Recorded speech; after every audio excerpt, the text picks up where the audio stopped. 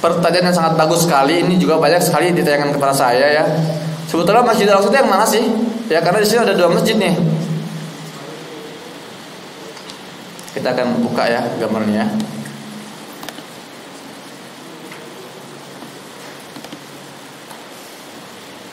Gini ya. Kita lihat di sini. Ini ada masjid yang kubahnya kuning. Ada yang masjid yang kubahnya abu-abu kan? Ada yang tahu yang mana Masjidil Aqsa? Angkat tangan. Yang tahu angkat tangan. Yang mana? Nah, betul. Jadi bukan cuma ini dan ini namanya Masjid Qubatus Sakhrah. Yang kuning yang abu-abu namanya Musalla Al-Qibli atau Masjid Al-Qibli. Lah, terus mana Masjidil Aqsa? Kita lihat ini ya, tembok ini nih. Nah, semua wilayah yang ada dalam tembok ini namanya Masjidil Aqsa. Jadi mau sholat di sini, sholat di sini, sholat di sini, sholat di sini itu masuk dalam sholat di Masjidil Aqsa. Ini yang harus difahami. Dan pertanyaan kedua, apakah bisa difungsikan? Hari ini bisa difungsikan, namun dibatasi. Misalnya hanya yang berusia 50 tahun yang boleh masuk. Kalaupun anak-anak muda boleh masuk itu di hari Jumat. Itu pun gak boleh lama-lama, 2 jam. 2 jam atau kurang segera keluar, atau setengah jam. Jadi mereka kontrol penuh.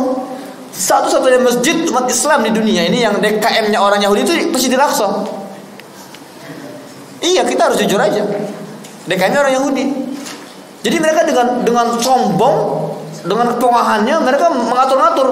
Ini boleh, ini nggak boleh. Ini boleh, nggak boleh. Kadang umat Islam lagi beribadah, ya tiba-tiba seperti tadi kita lihat ya diserbu. Nah, kadang mereka kalau pagi-pagi itu mereka inspeksi, kita lihat inilah salah satu kebiadaban mereka. Mereka masuk ke Masjidil Aqsa dengan sepatu. Lihat sepatunya. Dengan sepatu kotor mereka masuk itu. Lihat ya, menginjak-injak tempat sujud umat Islam. Dan mereka tenang aja, lihat. Umat Islam juga gak bisa melawan. Mereka semua dalam kontrol mereka. Apa kita tega melihat ini seperti ini? Bagaimana pertanggungjawaban kita nanti di akhirat? Ya, jadi itu Pak. Jawabannya semoga jelas Pak ya.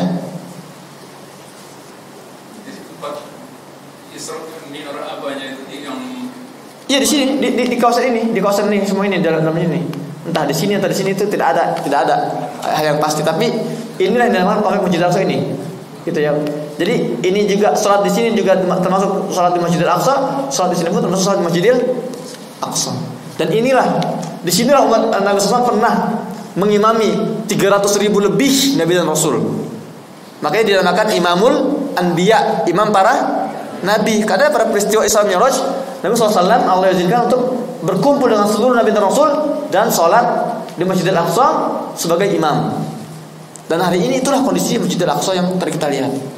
Ya. Kita nggak boleh diam, malu. Ya. Dan hari ini yang satu-satunya masyarakat yang sudah memperjuangkan Masjidil Aqsa itu orang Palestina aja. Kita tuh harusnya wajib kita kesana membantu Palestina. Tapi karena kita terbatas, kita terikat teritorial, terikat kewarganegaraan, kita nggak bisa. Maka dari itu kita bantu semampu kita. Dengan apa? Dengan materi. Dan jangan tanggung-tanggung. Ya, berikan yang terbaik yang bisa kita berikan. Pekan lalu saya mengisi di mana Wil? Ilanum itu yang di Batubara itu di Medan. Ya, komplek industri mirip BUMN. Saya sampaikan seperti ini sama. Masya Allah, tergerak. Pagi-paginya ada ibu mentransfer 50 juta untuk Palestina. Ini adalah bentuk keseriusan, ini bentuk apa? Perjuangan sesungguhnya. Kemudian di masjid lainnya di Sumatera Utara itu ada ibu menangis dia. Ustaz, saya nggak bisa bantu apa, dia copot itu apa gelang emasnya itu. Ini Ustaz, ini yang punya saya punya. Ya Allah. Ada juga bapak-bapak yang melepaskan jamnya. Kemudian di Riau, di Dumai kalau tidak salah itu 2018 ada juga itu seperti itu. Ibu nangis datang ke saya, Ustaz, saya punya mobil di rumah Ustaz. Tolong kirim panitia, ambil mobil saya, Ustaz. Jual untuk Palestina. Saya punya tanah beberapa hektar, ambil untuk Palestina. Masya Allah. Dan seperti inilah yang diharapkan oleh warga Palestina. Saya sering mendengar curhat orang Palestina. Apa kata orang Palestina ketika curhat? Dia bilang gini, Akhi Muhammad Hussein, kami itu sebetulnya sudah depresi. Kami sudah hampir kehilangan harapan, terutama terhadap masyarakat Arab. Tetangga-tetangga kami kayak Uni Emirat Arab, gitu kan, Abu Dhabi, gitu, Mesir. Mereka bukannya membantu kita, mereka malah pemerintahannya, bukan aganya, pemerintahannya ya. Mereka malah bercengkrama dengan penjajah Zionis. Tapi kami insya Allah tidak akan pernah kehilangan harapan terhadap umat Islam Indonesia. Itu kata mereka. Kami yakin Indonesia ini gak akan pernah ketinggalan kami, baik pemerintah maupun masyarakatnya. Saya sering sampaikan tuh di hadapan mereka kalau saya ngisi kajian di Palestina, saya sering sampaikan bahwa alhamdulillah hari ini Indonesia itu adalah salah satu negara yang tidak memiliki kedutaan Israel di negerinya. Kayak di Singapura udah ada, Thailand, Vietnam, ya apalagi India semua sudah ada, Cina apalagi, Jepang. Indonesia nggak ada. Mereka senang sekali, masya Allah. Dan mereka sampai gitu curhatnya. Kami yakin bahwa masyarakat Indonesia nggak akan pernah mengkhianati kami. Dan ini harus kita buktikan, ya. Dan tadi kita sudah baca surat Al-Isra ayat 1, Allah berfirman ketika menyebutkan Palestina, negeri yang kami berkahi sekelilingnya. Para ulama menafsirkan, sebagian ulama menafsirkan, yang dimaksud dengan kami berkahi sekelilingnya adalah bukan hanya teritorial, bukan hanya wilayah, tapi siapapun warga Palestina, umat Muslim yang memperjuangkan Palestina pasti akan kecipratan berkahnya.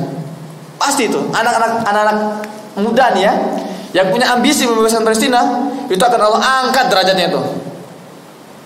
Bapak-bapak, ibu-ibu yang punya anak kemudian mendidik anak-anaknya untuk cinta Masjidil Aqsa, menjadi pejuang Masjidil Aqsa, itu pasti akan Allah berkahi itu. Kalau kita membantu maksimal Palestina secara materi, itu apalagi. Kejadian kisah nyata di Bandung tahun 2018-2017 itu, ada nenek-nenek, dia ikut kajian seperti ini, nangis dia. Kajian masih berlangsung, dia pulang ke rumah, dia balik lagi ke panitia, dia bawa celengannya. Apa kata dia? Pak Ustadz, saya ini lagi nabung mau berkunjung ke Tanah Suci, tapi saya nggak tega melihat keluarga saya dibantai di Palestina, dibunuh. Silakan Ustadz, ini celengan saya untuk dikirimkan ke Palestina. Masya Allah. Apa yang terjadi itu? Kurang dari 24 jam itu ada sedikitnya 3 orang jemaah itu menghubungi panitia. Dia bilang, Ustaz tadi siapa? Nenek-nenek itu. Kenapa? Sampaikan ke dia, saya akan mengumrohkan dia. Masya Allah. Luar biasa. Ini bentuk nyata. Pokoknya jangan ragu deh.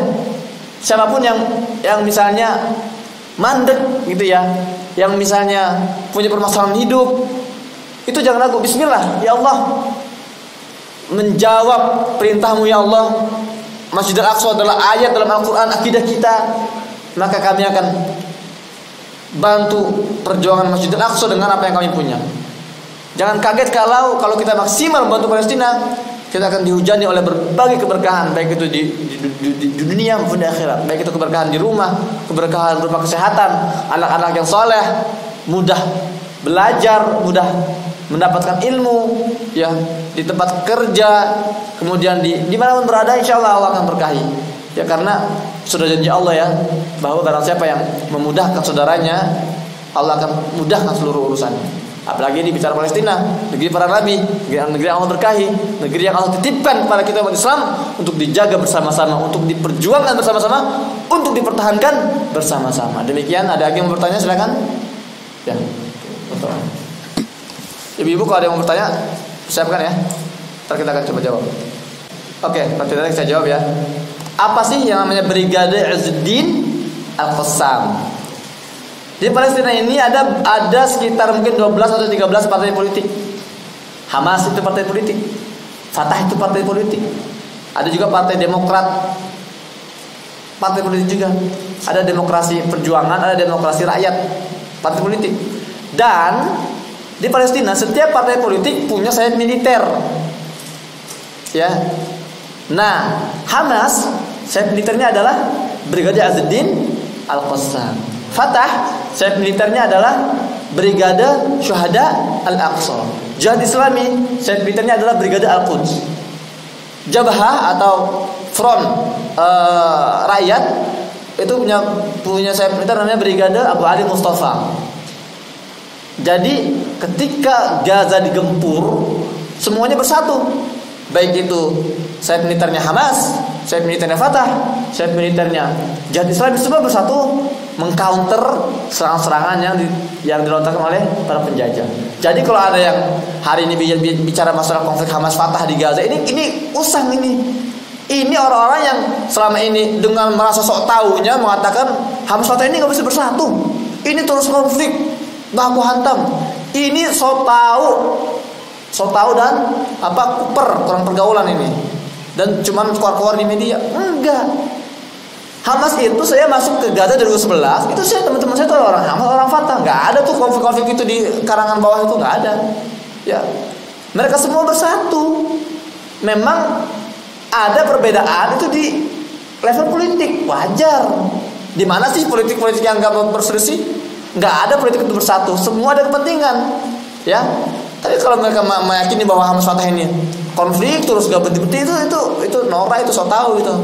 Dan mereka kembali ketika diserang itu mereka sama-sama mengcounter serangan-serangan tersebut ya melalui sayap-sayap militer mereka. Jelas ya? Ada lagi silakan. Yang terakhir nih sebelum kita tutup. Mumpung saya di sini nih. Biasanya saya tampilnya di TV One, di Metro TV live streaming. Ya. Nah, di sini kalau ada yang mau bertanya silakan. Kalau tidak ada kita akhiri. Namun sebelum saya tutup, saya ingin sampaikan bahwa sebelum saya pulang ke Indonesia ini, saya sampaikan ke orang Gaza itu, saya bilang antum bertahan ya, antum yang kuat ya, antum berjuang. Biar saya pulang ke Indonesia, saya akan mengemis untuk kalian. Antum jangan mengemis kepada kita. Memang mereka butuh uang, mereka butuh makanan. Tapi kalian jangan minta kepada kita. Kalian ini orang mulia, kalian ini orang kehormatan kami. Biarlah saya mengemis untuk kalian semua. Dan saya harap ini juga tidak hanya saya. Antum pulang dari sini, silakan gedor tuh rumah orang-orang kaya di sekitar kalian tuh. Gedor rumah bibi kalian, paman kalian, kakek kalian, nenek kalian, ibu kalian, ayah kalian, sepupu-sepupu kalian yang sudah tidak sukses, gedor aja, ditarikin aja dananya itu. Sampaikan pada mereka bahwa kita ini, kehormatan kita ini sedang diperjuangkan oleh warga Palestina. Masjid kita sedang diteror. Masjidil Aqsa sedang ditindas, dihinakan. Kita nggak boleh diam. Kita nggak bisa ke sana. Kita bantu dengan materi. Kita jaga mereka agar anak-anak mereka tidak mati kelaparan, tidak mati kedinginan. Dan jangan sampai biarkan mereka itu mengemis apalagi meminta. Kita bergerak. Ini inisiatif dari kita. Ya semoga dengan ini kita semua bisa ikut berkontribusi dalam pembebasan perjuangan pembebasan Masjidil Aqsa, dan semoga sebagaimana Allah kumpulkan kita di Masjid Al-Hikmah ini, Allah juga kelak kumpulkan kita di Masjidil Aqsa salat berjamaah sebagai kaum pembebas yang membebaskan Palestina. Takbir. Akhir qali hada, astaghfirullah li wa lakum. Assalamualaikum warahmatullahi wabarakatuh.